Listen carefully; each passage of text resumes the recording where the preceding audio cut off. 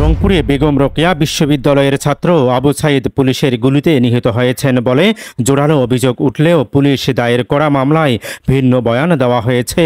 সেখানকার প্রত্যক্ষদর্শীদের বর্ণনা এবং সোশ্যাল মিডিয়ায় ছড়িয়ে দেওয়া ভিডিওতে দেখা গেছে পুলিশের গুলি আবু সাইদের দেহে লেগেছে। তবে মামলার প্রাথমিক তথ্য বিবরণী বা এফআইআর পুলিশ দাবি করছে আবু সাইদ পুলিশের গুলিতে নিহত হয়নি, বরং মামলায় পুলিশ এমন একটি বর্ণনা দিয়েছে যাতে আবু সাইদ নিহতের ঘটনায় বিক্ষোভকারীদের উপর দোষ চাপানো হচ্ছে। যদিও 16 জুলাই আবু সাইদ গুলিতে নিহত হবার ভিডিও সামাজিক যোগাযোগ মাধ্যমে ব্যাপকভাবে ছড়িয়ে পড়ার পর তীব্র প্রতিক্রিয়া তৈরি হয়েছিল। পরে 18-19 জুলাই সহিংসতা ব্যাপকভাবে ছড়িয়ে পড়েছিল সারা দেশে, যার জের ধরে 19 জুলাই রাতে কারফিউ জারি ও সেনা মোতায়েন করেছিল কর্তৃপক্ষ।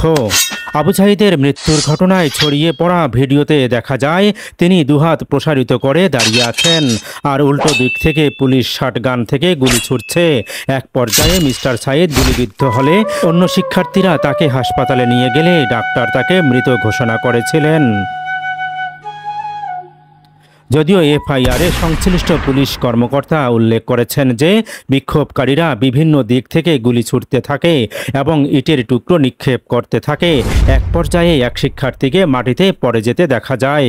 উক্ত এফআইআরে বিভিন্ন রাজনৈতিক দলের নেতাকর্মী সহ অজ্ঞাত কয়েক হাজার ব্যক্তির বিরুদ্ধে সহিংসতায় জড়িত থাকার অভিযোগ করা হয়েছে।